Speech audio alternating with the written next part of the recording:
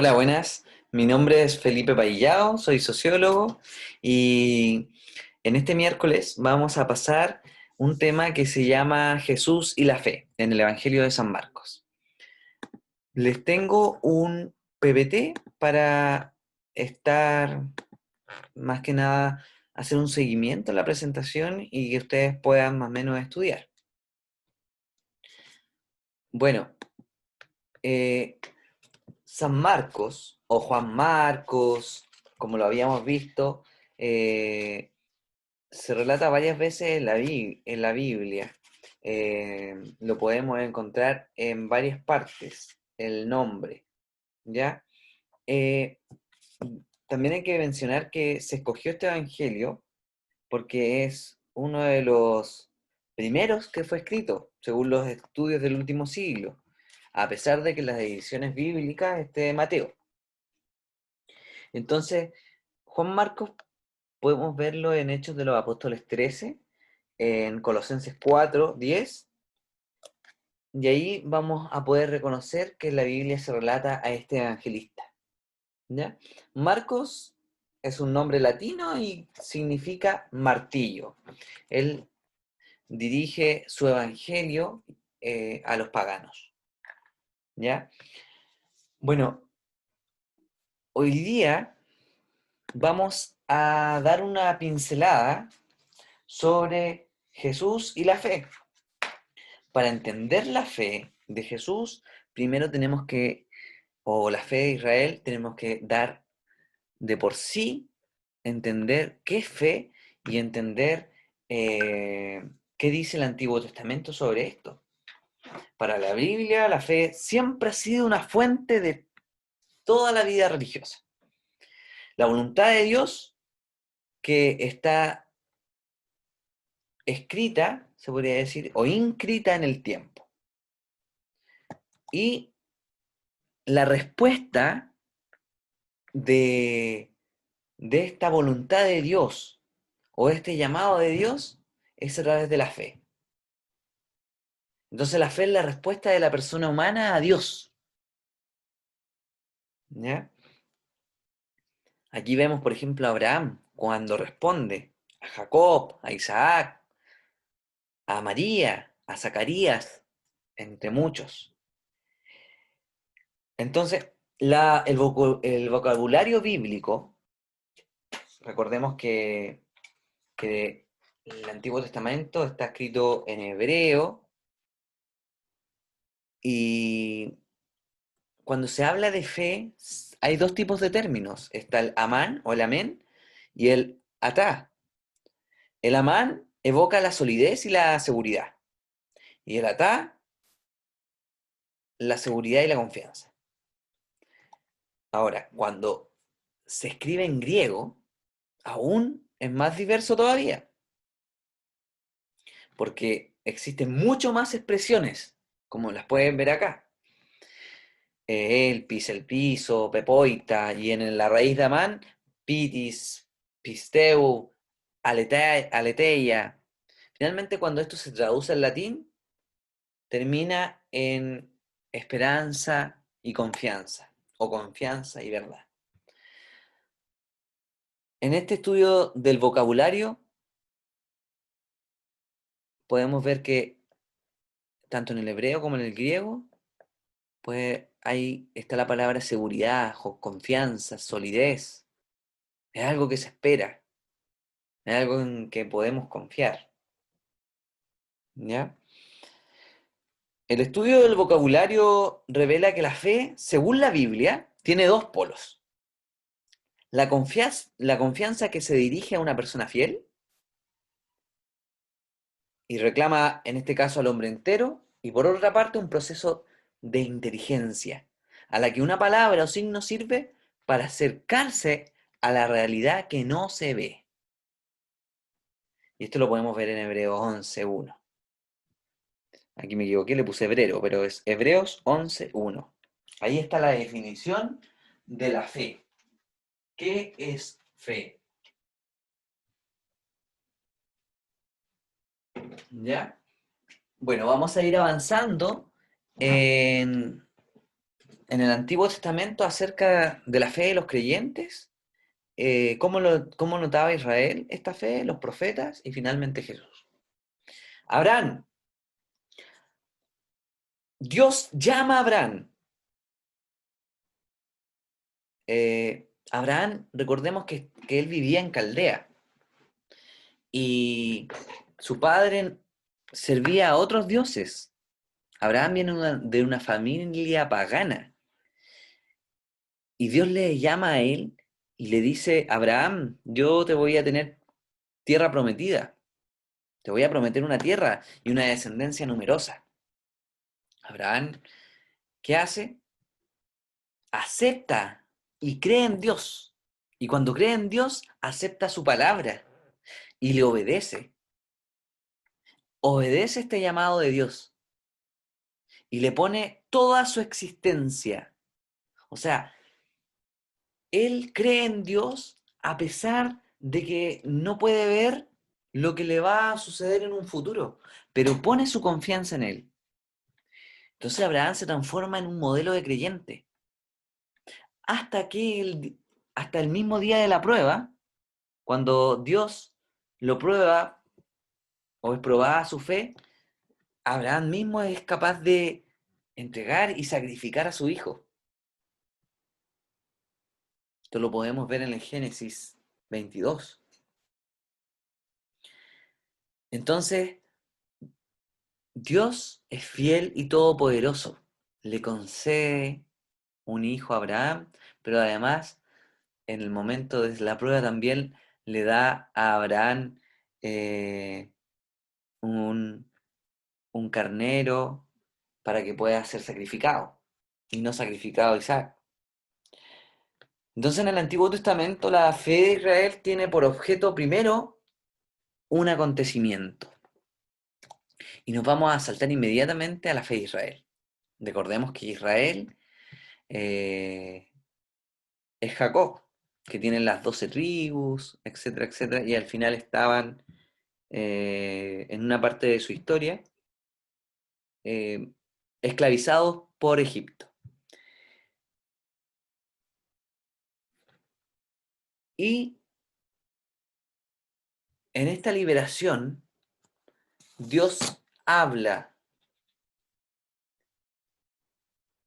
habla a Moisés y le dice, le da una promesa, ¿ya? Le da una promesa.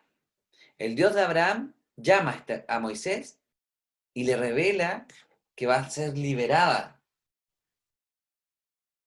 de Egipto, Israel. Y además que le va a prometer en ella una tierra prometida. ¿Ya? En este caso, Moisés responde, responde con obediencia, responde con su fe y se mantiene firme esa fe. Hay veces que hay flaquezas eventuales, pero está siempre la fe firme. Moisés se transforma en el comunicador de Dios, de la voluntad de Dios para liberar a Israel de Egipto. Y los milagros que realiza, las plagas, etcétera, indican el origen de la misión, del fin. Israel es así llamado a creer en Dios, a creer en el Dios de Abraham, en el Dios de Isaac, en el Dios de Jacob, a creer en el Dios de Moisés, el servidor de Dios. La alianza de por sí consagra esta implicación de Dios por la historia de Israel. Pero a cambio, como un contrato, pide obediencia a la palabra de Dios. Ahora bien, escuchar a Yahvé, escuchar a Dios, es creer en Él. Y la alianza exige eso, exige la fe de su pueblo. Entonces la fidelidad de Israel siempre va a estar y va a depender de la fe que tenga, el amén de la fe, la obediencia que da el pueblo de Dios a Dios. Cuando vemos pasar el tiempo de Israel, comienzan a aparecer los profetas. Y los profetas se encuentran en peligro también, porque la fe de Israel empieza a flaquear. Cuando Israel es atacada, se va al exilio y toman Jerusalén. Recordemos que en Jerusalén era muy importante para el pueblo de Israel. Y ellos se van en el exilio y ven la impotencia de Dios, empiezan a alejarse y hasta se pueden convertir en otros dioses. En este caso, los profetas comienzan a proclamar esta omnipotencia de Dios. El profeta Ezequiel, el profeta Jeremías, en que hay que mantener una confianza total. Los profetas, al ver el fracaso de su anuncio, de su proclamación, ellos transmiten esta autenticidad de la fe. Se empiezan a renovar. A veces vacilan, por ejemplo, lo que le pasó a Jeremías al principio, pero a veces se mantienen en una fe inquebrantable, como Isaías. Los profetas son los que es la voz de Dios cuando el pueblo se aleja.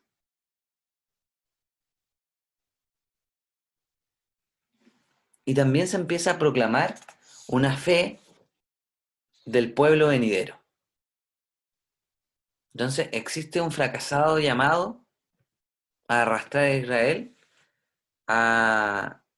por el camino de la fe. Entonces los profetas comienzan a profundizar las promesas del Dios fiel. Y esta promesa era tener un futuro Israel, o un Israel del futuro. Eh, y dicen que el Israel del futuro será reunido por la fe en la piedra misteriosa de Sión. Eso está en Isaías 28:16. Entonces la fe los unirá, y el resto de Israel será un pueblo pobre, donde los va a reunir la confianza en Dios. En efecto, aquí hay una promesa: el justo vivirá, pero vivirá por su fidelidad, por la fe. Entonces la salvación para los israelitas es para los que superan la prueba.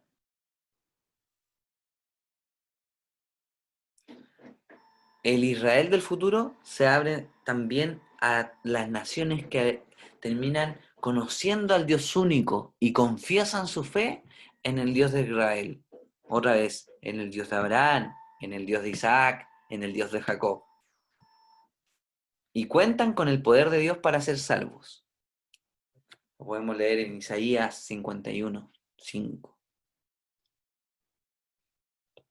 En los siglos que siguen, después de esto, del exilio, la comunidad judía tiende a configurarse al Israel del futuro, que fue anunciado por los profetas.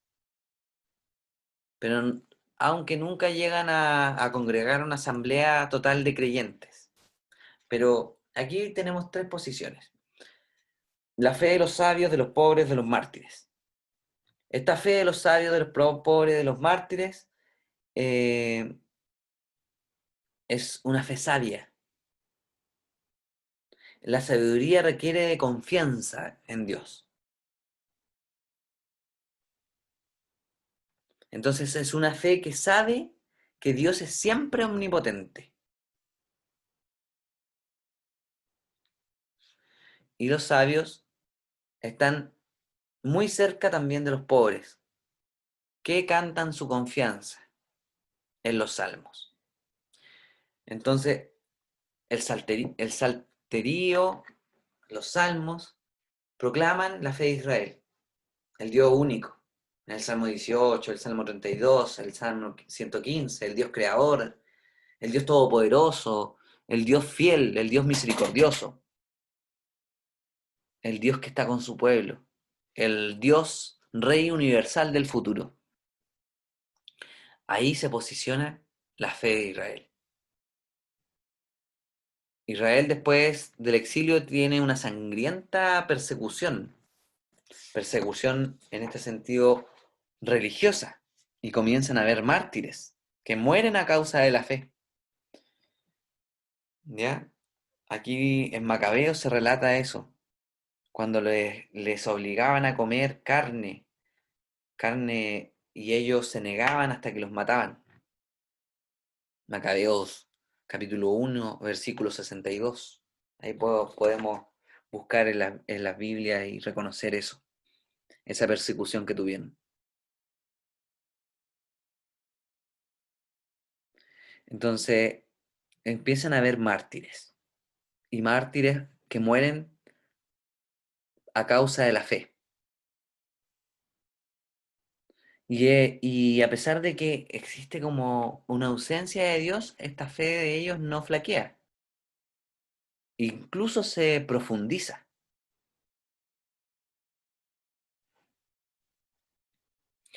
También en el punto 2 está la fe de los paganos convertidos. Entonces, en este sentido, Dios deja a las naciones el tiempo de creer en Él. Por ejemplo, podemos recordar la historia de los ninivitas, cuando está Jonás y el profeta, y a través de su predicación se convierte. Entonces, para vergüenza de Israel, induce a creer en Dios. Jonás capítulo 3 versículo 4. También está en esta la conversión de los paganos, en reconocer al único Dios, está la conversión de Nabucodonosor.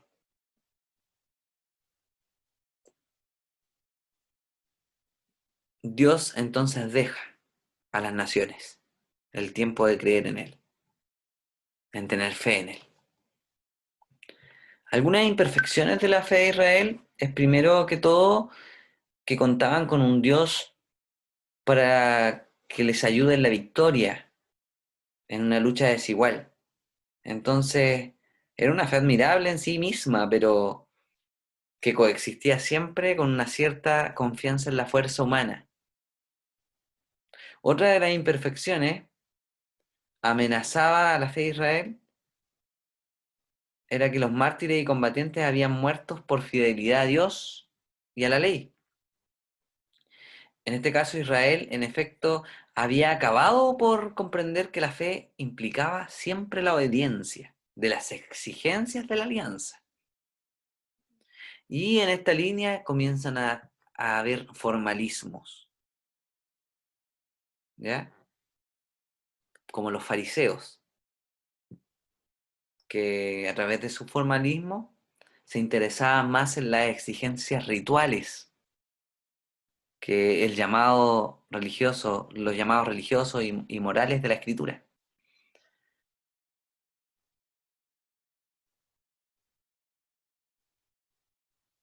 Entonces había una cierta soberbia que se fía más del hombre, de cómo hace sus rituales, a el mismo Dios único, el Dios todopoderoso. Entonces la confianza de Israel no era parte, no era pura, en parte porque seguía subsistiendo el velo entre la fe y la voluntad de Dios, enunciada por la Escritura, y por lo demás, la verdadera fe solo se había prometido a Israel del futuro. Se podían convertir los paganos a la fe de Israel, pero podían cumplir las exigencias rituales, que eran demasiado pesadas, pero ¿qué hubiesen ganado con ello?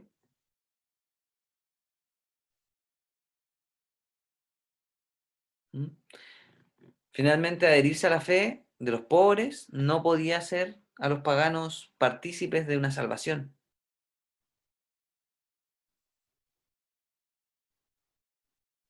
Así, entonces Israel y las naciones no tenían otra salida sino esperar a aquel que llevaría la fe a su perfección.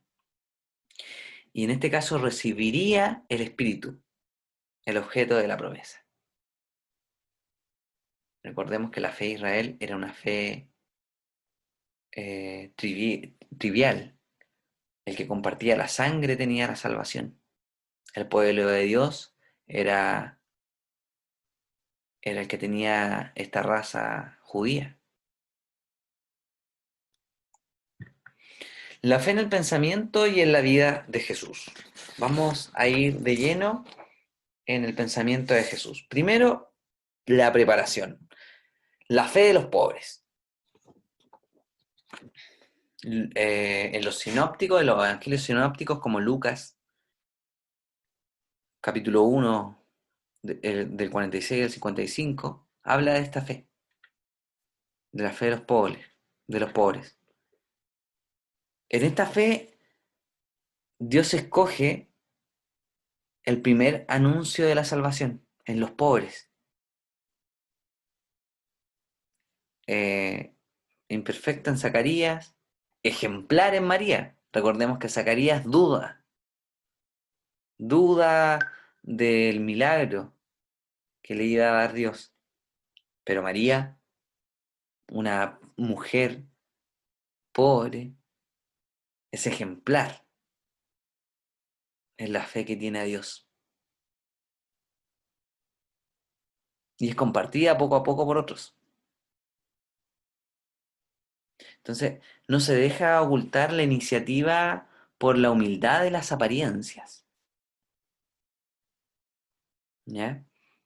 Los que creen en Juan el Bautista son también pobres. ¿Ya? Juan el Bautista se relaciona con gente pobre. Los discípulos eran pobres. Los discípulos de Juan el Bautista. Y además, los que se iban a bautizar eran conscientes de su pecado. No eran los fariseos soberbios que nombra el Evangelio.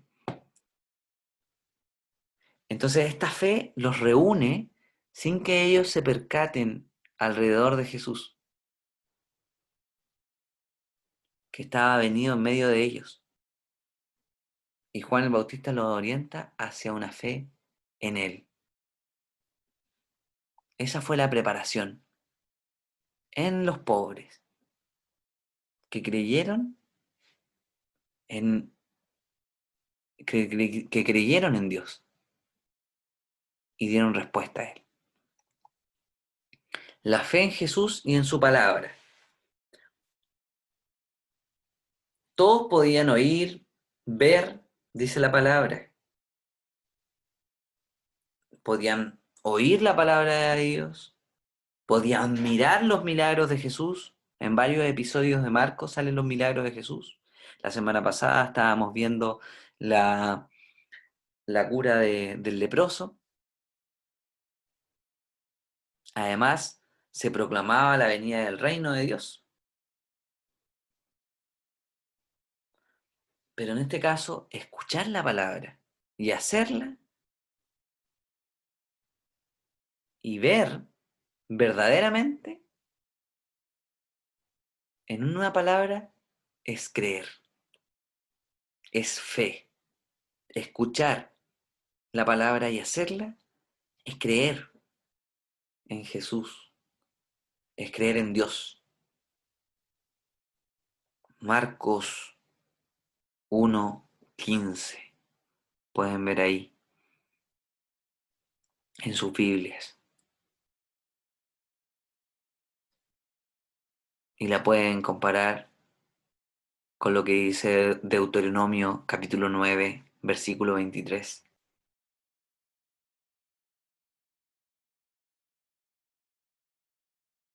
Entonces, fue casa propia del discípulo.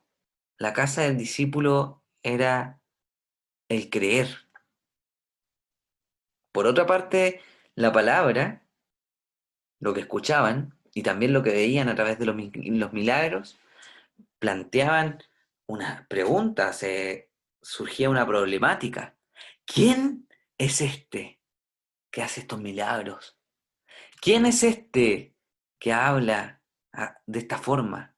Búsquelo en Marcos 5:41 o en Marcos capítulo 6, versículo del 1 al 6 y el versículo 14 y siguientes. ¿Quién es este?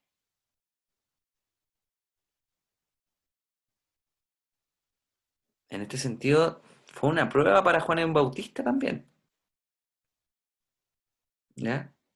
Juan el Bautista, recordemos, en Mateo 11, versículo 2, dice, vayan a preguntarle si realmente es el Mesías, o si no, para seguir esperándolo. Entonces, es una prueba para el Bautista.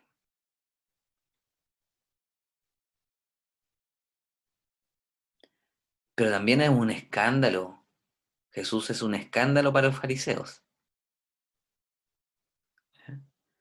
Entonces, la fe requerida para los milagros,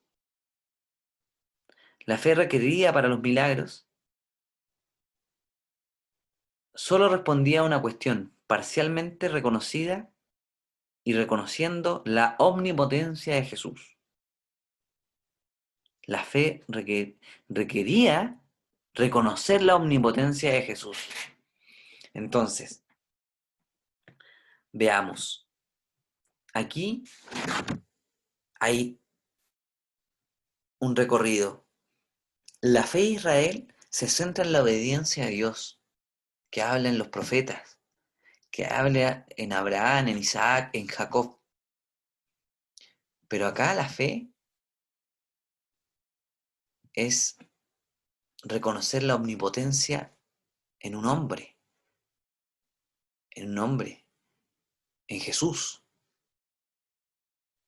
que nació en los pobres, entre los pobres, que fue crucificado.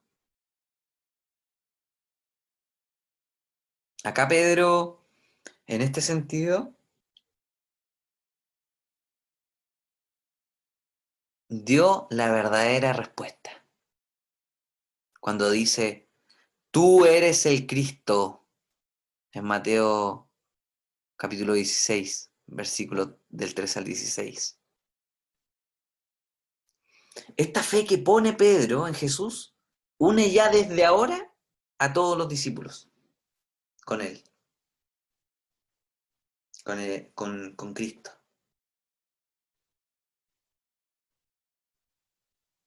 Y entre sí, haciéndoles también compartir el secreto de su persona.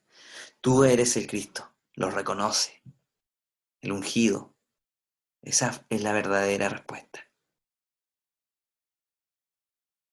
Entonces, en torno a Jesús que es pobre y que se dirige siempre a los pobres, se dirigió a los pobres, se constituye una comunidad de pobres, una comunidad de pequeños, cuyo vínculo más precioso que nada, el vínculo principal es la fe en Jesús, la fe en su palabra, o sea, es el creer en Jesús.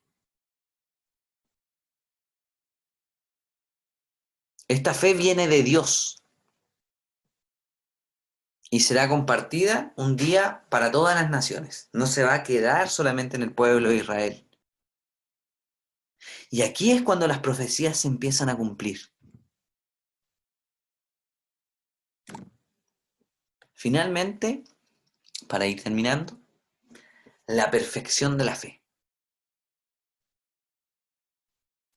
Cuando Jesús, el siervo, emprende el camino de Jerusalén a Jerusalén para obedecer hasta la muerte,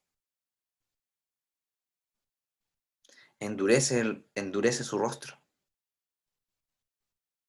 En presencia de la muerte, lleva a su perfección la fe, porque, porque se entrega, cree en el Padre. Entonces lleva a su perfección esta fe de los pobres y muestra una confianza absoluta en el que podía, por la resurrección, salvarlo de la muerte. Ahí lo podemos encontrar. También nos puede ayudar Hebreos capítulo 5, versículo 7. Los discípulos, a pesar de su conocimiento de los misterios del reino se comienzan a lanzar con dificultad por el camino, porque debían seguir en la fe, en el creer, en la confianza, en la seguridad que nombrábamos en la primera diapositiva, al Hijo del Hombre, al Cristo.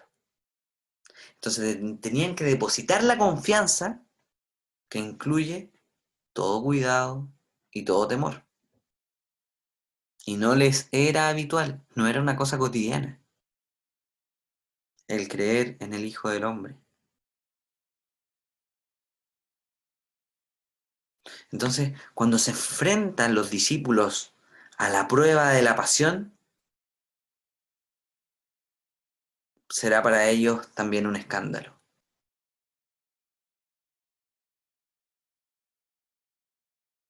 Entonces les exige mucho la fe,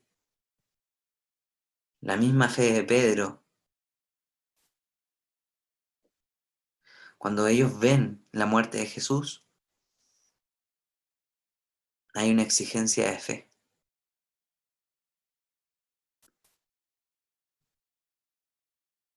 La misma fe de Pedro que vacila, pero no desaparece, porque Jesús había orado por ella. En el sinóptico Lucas 22:32 nos puede ayudar a ver eso.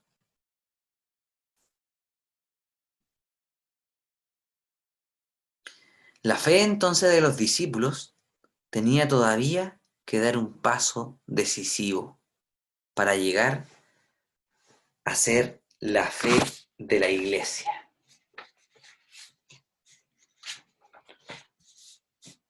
Bueno, hemos hecho un recorrido en lo que es la fe, desde, desde la palabra etimológica, ¿ya?, del significado en hebreo, del griego, hasta,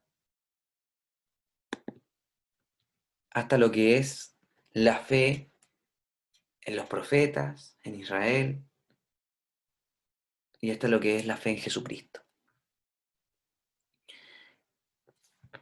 Vamos a reflexionar. Les voy a enviar el taller para que en esta semana puedan indagar algunas preguntas sobre la fe, eh, y mirar siempre el contexto donde se vive y donde se lee. Es por eso que he querido primero pasar desde el comienzo de la creencia, del creer, hasta los tiempos de Jesús, para poder comprender eh, el significado que era creer en Jesús, el significado que tenía el que alrededor de Jesús había mucha muchedumbre confundida y que muchos siguieron. Bueno, muchas gracias por escuchar y les enviaré el taller.